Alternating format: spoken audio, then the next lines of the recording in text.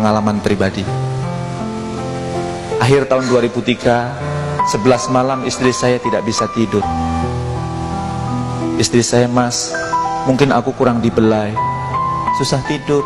Sudah saya belai-belai, nggak tidur-tidur juga ya. Akhirnya 11 malam nggak tidur-tidur, saya bawa ke rumah sakit dekat rumah saya, Citra Insani. 3 malam dirawat di situ, tidak juga ketemu penyakitnya. Akhirnya direkomendasikan yang katanya rumah sakit paling bagus di Bogor, Rumah Sakit Azra. Saya pindah ke Azra. Setiap malam di Rumah Sakit Azra minum 3 galon aqua.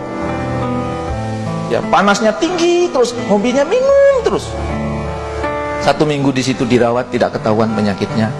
Maka kemudian dirujuk ke Rumah Sakit Harapan Mereka di Jakarta. Iya, Harapan Mereka karena mahal. Ya, kalau harapan kita murah. Ya, itu mahal. 1 malamnya di ruang ICU 2,5 juta waktu itu. Akhirnya dibawalah ke Jakarta. Dan begitu masuk rumah sakit itu, ternyata harus dirawat di ruang ICU. Mohon maaf, badan istri saya isinya kabel, dari kaki sampai kepala kabel. Mohon maaf, tidak berbusana, hanya ditutup selimut. Dan kabel itu disambungkan dengan monitor untuk memantau penyakitnya. 3 minggu nggak ketahuan penyakitnya. Di minggu ketiga saya dipanggil oleh dokter. "Pak Jamil." "Iya dok, hari ini kami mohon izin." "Mohon izin apa dok?" "Ibu akan kami ganti obat." Saya tanya, "Kenapa dokter minta izin saya?" "Setiap pagi saya beli obat gonta-ganti dan saya tahu dokter tidak pernah minta izin saya. Kenapa yang ini dokter minta izin saya?" Kemudian dokter itu mengatakan, "Kalau yang ini mahal Pak Jamil." "Berapa dok?" "Sekali suntik 12 juta. "Sehari berapa kali suntik dok?" "Sehari 3 kali suntik." "Berarti sehari 36 juta dok?" "Iya." Langsung saya bilang, "Dokter, 36 juta bagi saya itu besar. Tabungan saya pun sekarang sudah hampir habis untuk membiayai istri saya. Tolong sembuhkan istri saya. Tolong sembuhkan istri saya dok, temukan penyakit istri saya." Dan dokter itu menjawab, "Pak Jamil, kami juga sudah berusaha. Bahkan kalau Pak Jamil tahu, kami sudah minta bantuan Cipto, minta bantuan banyak laboratorium. Penyakit istri Bapak tidak bisa kami ketahui." Kemudian saya bilang, "Tolong dok, cari sekali lagi." Dokter nyari, "Saya akan berdoa kepada Tuhan saya. Tolong dok dicari."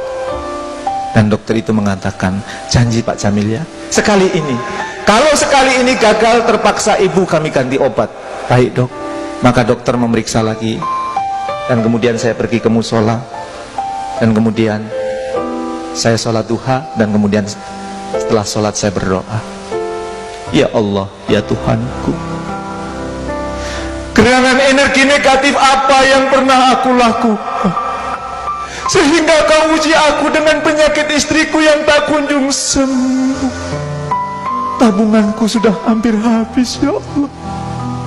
Aku sudah lelah menunggui istri. Tunjukkan kepada aku gerangan maksiat apa yang pernah aku lakukan ya Allah. Sembuhkanlah penyakit istriku. Sembuhkanlah penyakit istriku. Bagimu amat mudah menyembuhkan penyakit istriku, semudah engkau mengatur miliaran planet di muka bumi ini ya Allah." Dan ketika saya sedang berdoa memohon kepada Allah, gerangan energi negatif apa yang pernah aku lakukan, gerangan maksiat apa yang pernah aku lakukan, tiba-tiba saya teringat dengan kejadian beberapa puluh tahun yang lalu. Saya pernah mencuri uang ibu saya, 125 rupiah. Waktu kelas 6 SD, SPP saya nunggak 3 bulan. 1 bulannya 25 rupiah. Setiap pagi saya dipanggil sama wali kelas, "Jamil, kapan bayar SPP? Jamil, kapan bayar SPP? Jamil, kapan bayar SPP?" Malu saya. Maka kemudian pas istirahat saya pulang ke rumah, dan saya lihat di bawah bantal ibu saya ada uang 125 rupiah, saya ambil. Yang 75 saya gunakan untuk membayar SPP. Yang 50 saya gunakan untuk jajan. Maka kemudian saya berpikir, kenapa ketika saya sedang berdoa, "Ya Allah, Energi negatif apa, maksiat apa yang pernah aku lakukan sehingga kau uji aku dengan penyakit istriku yang tak kunjung sembuh? Kenapa saya diingatkan oleh kejadian beberapa puluh tahun yang lalu yang saya sendiri sudah hampir lupa? Maka kemudian saya berpikir, jangan-jangan ini petunjuk dari Allah. Itulah energi negatif yang menyebabkan tabunganmu habis, yang menyebabkan istrimu yang tak kunjung sembuh. Maka segera saya ambil telepon dan kemudian saya telepon ibu saya. Assalamualaikum, Ma. Waalaikumsalam, Mil. Apa kabar, Ma? Baik. Gimana anak-anak di rumahmu? Mil, kamu nggak usah mikirin anak-anak. Mama jauh-jauh dari Lampung ke Bogor untuk jagain anak kamu. Kamu pikirin istrimu saja, biar cepat sembuh. Gimana istrimu? Gimana Ria? Belum sehat, Pak. Yang sabar ya, Mil. Iya, Ma, insya Allah. Begitu sudah selesai ngobrol kesana kemari, kemudian saya tanya ibu saya, Ma, Mama ingat nggak kejadian beberapa puluh tahun yang lalu? Yang mana, Mil? Yang uang Mama hilang 125 rupiah. Langsung ibu saya berteriak, Mil, sampai Mama meninggal Mama ingat, Mil. Karena gara-gara uang itu Mama dihina di depan banyak orang. Karena gara-gara uang itu Mama direndahkan di depan banyak orang. Waktu itu Mama punya hutang dengan orang kaya di kampung kita, Mil. Mama sudah siapkan uang itu di bawah bantal. Mama pulang, Mama cari uangnya tidak ada. Dan kemudian Mama memberanikan diri datang ke rumah orang kaya itu, mengatakan mohon maaf saya tidak bisa membayar utang. Ternyata orang itu mencaci maki Mama. Orang itu merendahkan Mama. Padahal di situ banyak orang.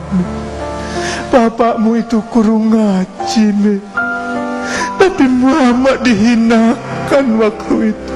Sakit, sampai sekarang sakit, Mil, sakit.